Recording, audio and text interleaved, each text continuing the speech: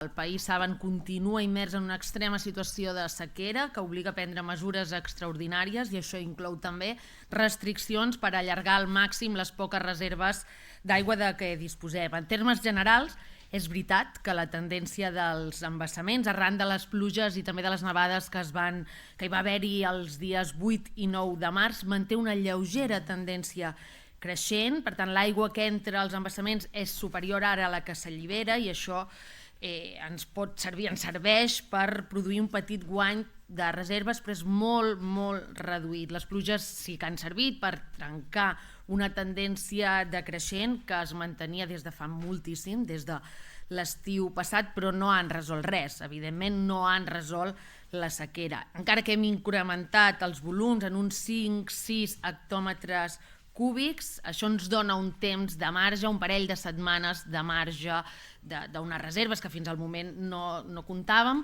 però, com dèiem, no ha resolt res.